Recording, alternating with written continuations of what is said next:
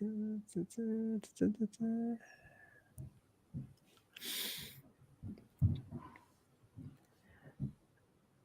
is up, everyone? My name is Ashraf, and today's topic is how to bring how oh my gosh, okay, I screwed up.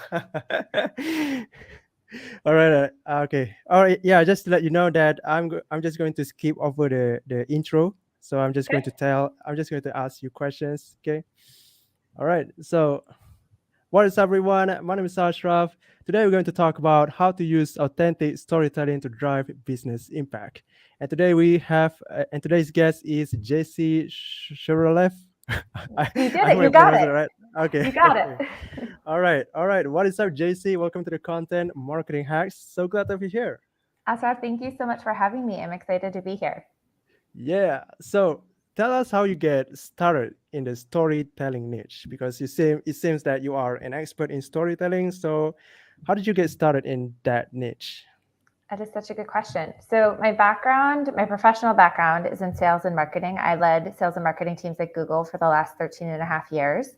And for when I reflected sort of on my career, what I realized was everything I've ever done, both from a sales and marketing perspective, has been around connection and being able to build deep relationships and connections with people, with products, with brands, with other humans. And people often ask me how I've been able to do that. And I really had to think about it because it sort of comes naturally to me, but it's really been about being able to be vulnerable, be authentic, and use stories to drive connections. And for me, that has taken lots of shapes and forms. But what I've realized is that there are so many brands out there that are so good about talking about their products, or coaches or consultants or entrepreneurs that are so good about talking about what they're bringing to the table, but they're not creating that connection with their intended audience. They're not building the know, like, and trust factor. And storytelling is such a quick and easy and efficient, cost-effective way to flip that narrative. So you right now decided to help entrepreneurs to craft storytelling, right? Yeah. Yep, exactly. Mm-hmm. So why do you think what you do right now is important to the entrepreneurs? Well, I think that, there's a great saying that people don't buy products, people buy from people. And I think that's really Mm, true. So I always like to use the example. So my husband, I have two young daughters. I have a 4-year-old and an almost 6-year-old. And the other day, my husband came home with these bamboo toothbrushes. And I was like, why? These are really expensive. Like, why did you buy these? Like, the plastic ones seem to be working. And he had this entire backstory around the company, and it was a husband and wife team, and they really cared about sustainability and the environment and how it was better for the girls' teeth, and just had this entire background around sort of like the why and the company. And it was right, even something as simple as a bamboo toothbrush. Like, my husband wasn't buying the product of the bamboo toothbrush. I mean, like, technically he was, but he was really buying the company and the brand and the people behind the product and like their why. And so I think so often we forget that people buy from people. And so when we're able to create that connection with our ideal customers, our intended audience, and really get into sort of their mindset, it really, you have the ability to drive greater impact and build that know, like, and trust factor, and actually flip from someone just interested in your product to actually purchasing your product. interesting. So okay, so you're saying that storytelling can bring the know, like, and trust factor, and also can make people know the reason behind every brand, right? So okay, so what was the biggest challenge that you faced, and how did you overcome that? The biggest challenge I faced in storytelling or building my own business? Building your online business. Yeah, it's a good question. I mean, I think for me, the biggest challenge I honestly had to overcome was just my own mindset of moving from a traditional, corporate job where I was very confident in what I did, and had a very large sales organization that I was leading, to taking the leap and doing everything on my own. And having the confidence to know that I was actually making an impact, even though I didn't have necessarily this entire team behind me. And so, one of the first mistakes that I made, and I always say that I learned from my mistakes, was I tried to do everything myself. And you can't do that. You really do need a team. And really thinking about, always going back to my why. Why do I feel so passionate about helping women and brands tell their stories? Well, for me, it's really personal. And so making sure that I'm always bringing it back to my why and making sure that everything that I'm doing is going back to my why as well. I see. All right. So, okay. So the way you overcome it is just to get to know your why, and also you hire a team, right? Okay, that's awesome. So, okay, I think we can talk about the topic because just now we just talking about how to get started and what kind of challenges. But now, let's talk about the stories, how to drive, how to use stories to drive business impact. Okay, so first off, I wanna know what kind of mistakes that you see in entrepreneurs doing when they use storytelling in their business. Yeah. So, I mean, I think the first mistake is most often people are not using stories in their business. I think that they are really great at talking about like the product solutions and talking about the product themselves, but not necessarily creating that emotional connection to their audience. The other Hmm. mistake that I see entrepreneurs make, and I say these they're mistakes, but I also think they're learning opportunities, is um, that when they're telling stories, they're not doing it from an authentic place. They're doing it from sort of like they feel like they should be doing it versus really creating that emotional connection. So I've created a framework that's really easy for entrepreneurs to think about what is top of mind for their ideal customers or their ideal audience, and then be able to craft stories around those. I don't want to call them pain points, but again, they're opportunities to really create connection based on things that they've experienced in their own lives. Hmm. So you mentioned frameworks. Can you share us your frameworks? Yeah, sure. So it's all available on my website. If you want like someone's visual, I'm a visual learner. But it's the very quick framework is really asking yourself, why is it that I started this business? What was I actually trying to solve? And 9 times out of 10, you're solving something that has happened in your life, or you're serving a customer that was you a few years ago, right? And so really putting yourself back into that moment around, why was it that I actually started this service or started this project or started this company, started this brand and this product? Why did I create this? So that's first and foremost, where they're getting to your why. Um, Hmm. the second step is thinking about all those moments of when you were contemplating that why, right? Like, so for me, one of my passions, one of the things I do, right, is I help brands reclaim their voice and own their stories and speak their truth. I do that for women as well.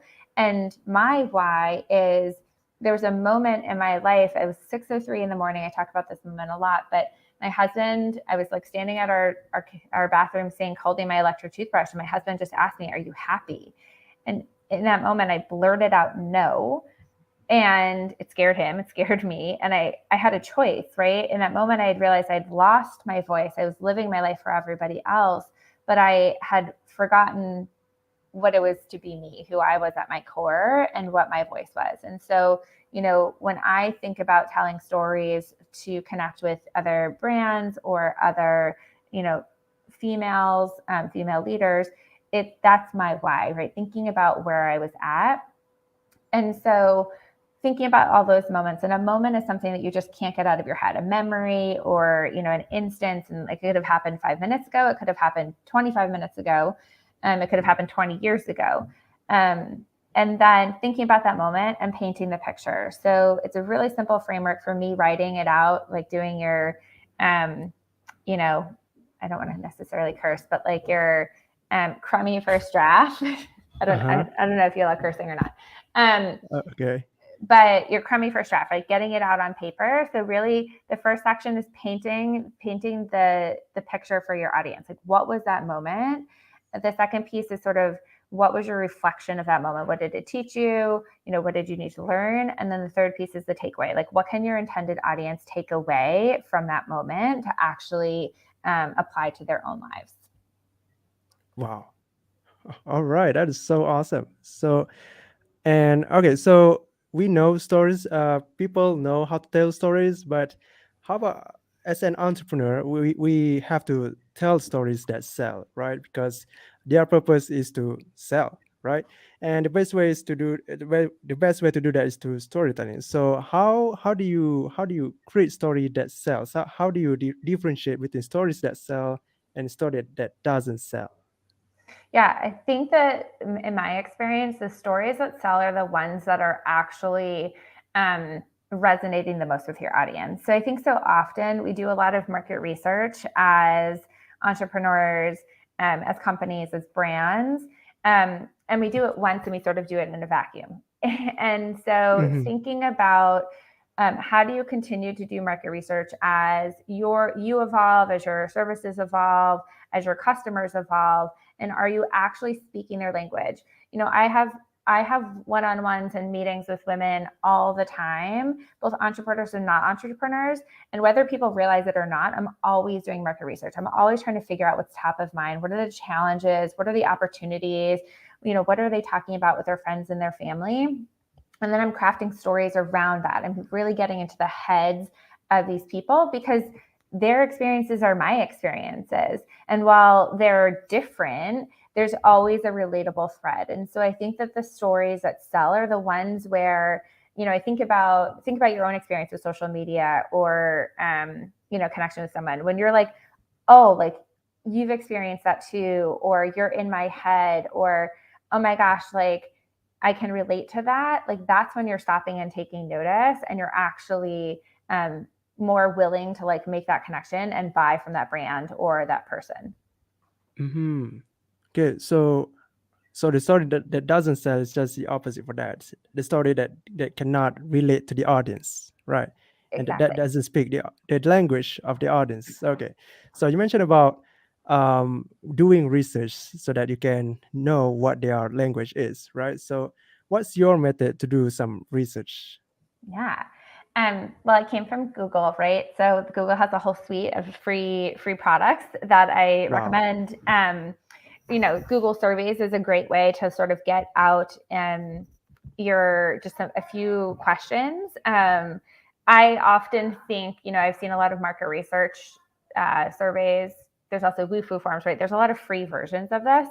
Um, and so often I think people ask questions that are not the greatest questions. So I think being really thoughtful in the questions that you're asking, making sure that they're open-ended, making sure that they're actually getting to the root cause, and they're not super big. So like, for example, a mistake I see often people make when asking market research questions, they'll say, what are some of the biggest challenges on your mind? That's a very broad question. And that's not Hmm. necessarily a bad thing, but a better question is to ask, what is the one thing that is keeping your business from preventing it from growing? Right? By putting a qualifier on it, you're actually forcing the person you're having a conversation to like think about like what is their biggest challenge versus like all of the challenges that they have. And when you're able to solve that one challenge for them, then all of the other challenges become easier to solve. Mm, wow. Okay. So, uh, and what kind of elements that you put in your stories? Because just now you already mentioned the frameworks, and one of them is just to know how to create stories that relatable to them, right? So, is there an element that you have specifically to create stories? Yeah, so I have the framework to create stories. I also have, I recommend to clients all the time like a story bank. And, like here Mm-hmm. are some stories to sort of have, and you can rinse and repeat them, right? Mm, So stories that like I've walked in your shoes, stories of like wins, stories of lessons learned, stories of I wish I had known then what I know now, right? And so having sort of that story bank of ideas and stories ready to go, both are great for like one-on-one connections, but then also great to use in social media or newsletters or whatever sort of the marketing plan looks like for you and your business. Oh, interesting. Okay, so do you how many stories that we should create in order to pitch a product? Yeah, I mean, I think there's no magic number. I think it really depends on sort of what you're trying to achieve. But I think having sort of your core why is the first and foremost of like really making sure that you understand the voice of your brand, of your business, and the why behind that. That's like the first and most important story to craft. And really being very clear on that is really important. And then I think having 2 or 3 stories in your pockets, like for example, to like pull the curtain, right? My 603 story is my why story. This story of my husband coming back with bamboo, right? Like that's a story that I talk about a lot, and it's one that again proves a point, right? And so having some of those stories in your back pocket are really helpful so that when you're having conversations or you are pitching your brand either to a customer or to you know a VC fund, like whatever that looks like for you, you're creating that connection instantly based on some of the stories that you have in your back pocket. Yeah, yeah, I agree. So is there any angle that you target when you create stories? Like, like you don't just tell one stories. You must have, I don't know how you pick the angle, right? For me, I have my own angle, so I want to know if you have one. Yeah. Well, one, I'd be curious to hear what yours are. But I mean, I think it depends on the conversation, right? So, like, for example, I have my own podcast. And so I Yeah. often, get asked to be on other people's podcasts. I also pitch myself to be on other people's podcasts, right? And so I'm really thoughtful about, what is the intention of the podcast? What is the goal? What are people like? What's the intended audience? And then I think about, okay, so based on all of that, what stories do I have or what skills do I have or what experience do I have that I can pitch based on that. And so to me, I don't have like one angle necessarily. I Yeah. have and this is like the salesperson in me, like what is the intended goal and how do I then craft my story to fit that goal? I'm curious Mm. what's your angle? Oh my gosh. So I have a product. It's about how to monetize Facebook. And I have three angles. One is how to sell something without even when no one knows you. Okay, so that's kind of my headline. That's one angle, and another angle is how to be an industry leader even if you have no credibility. So yeah, so even though the headline looks different, but the story is still similar, and maybe the word is a bit similar too. It depends on the audience, right? So Exactly. That's yeah, exactly it, right? Your stories don't necessarily need to change. It's just the way that you're presenting or crafting them changes. Like so, for example, for me, right, I also do a lot of have a lot of conversations and do a lot of speaking events around my journey to becoming a mom. I went through infertility.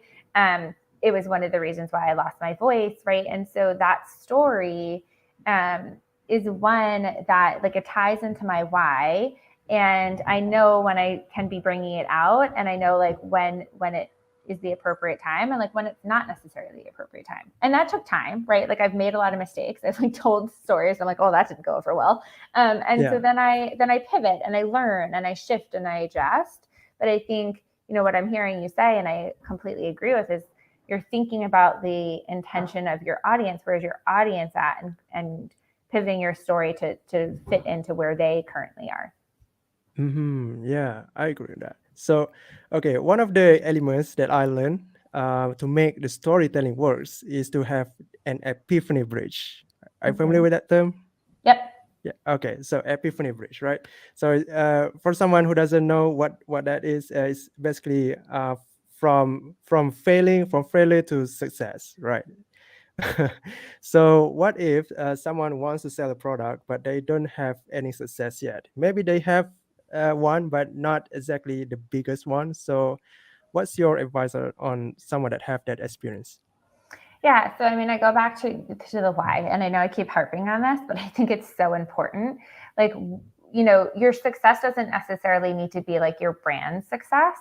So often we're often selling something that like we've been through ourselves, right? And so what did that, redefining what success sort of looks like, I think is really important. And having right, like, so again, for example, going back to my 603 moment, right? My success is I now am living the life, like I have a voice. I speak up in uncomfortable conversations. I have courageous conversations. I lean into them. Like I challenge myself to lean into them.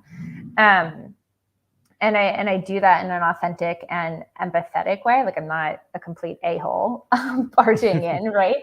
But it even if I didn't have successes from clients that I coach, I could fall back on my own successes, my own whys to actually like create that epiphany. Because at the end of the day, so often we're selling to a past version of ourselves, and so using our own experiences um, is sometimes just as Important. impactful. Yeah. Impact. Okay. All right. So when you said that you have a story that you tell your clients or maybe your audience that you are now happy living in a California. Is it California? Boston. What? Boston. Boston. Okay. So what kind of emotion that you target when you tell stories? Yeah, I think that's also a really good question. I mean, I think that the framework that I created really is an emotional connection point, right? And so it's really Mm, whatever emotion you're trying to get out. I think for me and a lot of my stories, I'm really raw and honest. And so it's about just making that really um, clear. And I've had to learn how to leave judgment behind, judgment of others, judgment of myself, right? Like you might share your story or your brand story, and you have to be comfortable with what the impact might be. Like some people might not resonate with your story, and that's okay. Other people might share super personal stories back, and you have to sort of you have to create space for yourself to be comfortable with what the results will be. And I think that's yeah. that's really important. Mm-hmm. Yep. Yep. And have you ever met a stories that is short but still boring? Because I mean like what makes a story boring, right? Because we don't want that's the last thing we want as an entrepreneur. So yeah. Yeah, I mean, of course, I'm sure I've told boring stories myself. I mean, I think stories, um, stories that are boring for me, and I think all of us probably have our own definition of that. And I'd be curious yours, but for Mm, me, it's like they're very what is the word I'm looking for? They're very long without a point. Like they are very all over the place. They sort of yeah. wander, meander, and you're like, okay, it's been like Yeah. 15 minutes. Like what is the point?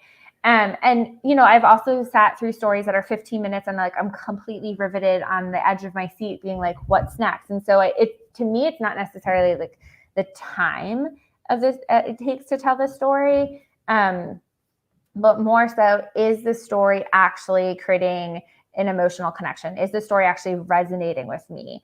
Is the story, I've also had stories that like I haven't had that emotional connection, but I'm so or the emotional connection isn't one of like I get it. It's so like this is so different than my own experience. I'm so curious about it. And those are the ones that also keep me really riveted. So to me, I think the stories that I find boring are the ones that don't really have a point, that meander, and I'm sitting there trying to figure out like how it relates to me or what we've been talking about. Mm-hmm. Yeah.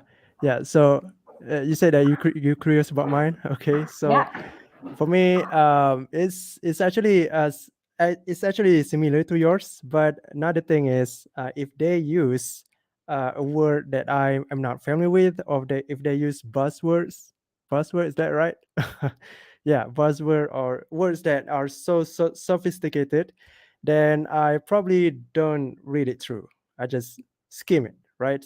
I want a story that I can read it and I can feel it, right? It's like it's similar to novels. So yeah, but not necessarily a novel, but yeah, that kind of feeling, right?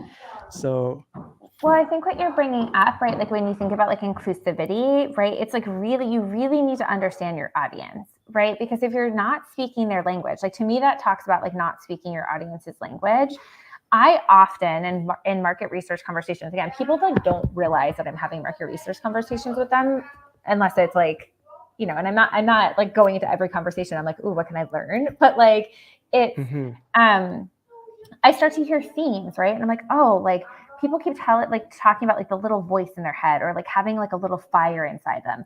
How can yeah. I use that in future content? Like, how do I use that in future content? Like, what are those moments where I've felt that way? And how do I like tie that in? And so what you're highlighting to me is like when you're not speaking your customer's language, when you're not like understanding sort of what's top of mind for them, you lose them. Yep. Yeah. Yeah. So there are people that speaks to the ideal audience, but it's just they are using too high level words. So there's reason we have to make it simple so that a lot of people can understand it, right? So okay. So what's one trick that you learn about storytelling that sells? That's a good question. One trick. Um, Yeah. what's coming up for me is keep it simple, keep it aligned, and be authentic. Right? Like I think people Mm-hmm. can see through BS so easily now more than ever, and people want to buy from people they have connections with. And so, going back to sort of your first question of like what mistakes people make, I think that when you're creating a story just to tell a story, but there's no emotional connection there, um, or it's maybe fabricated or like very fabricated, people can see through that, and you actually do more harm than good. Mm-hmm. Yeah, yeah, and authenticity, right? That's your brand. Even your website says it. What? People follow out our. Okay, I forgot, but it's that word, right? I've read it, but I forgot it. Okay, so I all think right. it says people respect authority, but they follow authenticity. Yeah, okay. Yeah, that's right. That's right. So, Jesse, we are so close to the end today. So, what's the first thing people can do today after listening to this episode? So I think that people should start thinking about their why and starting to craft their own story. And if you have questions on how to do that, they can head over to my website at www.jessishuraleff. That's JessisShuraleff.com. I also have a podcast called This Is My Truth, and my mission is to create community and connection through sharing personal stories. And or check me out on Instagram at This Is My Truth Podcast or on LinkedIn at Jess Shuraleff. Awesome. So, Jesse, thank you for sharing your ideas and insights with us. Really happy to have you here. I so enjoyed this conversation. Thank you so much for having me. All right. And for the listeners, I'll catch you another time.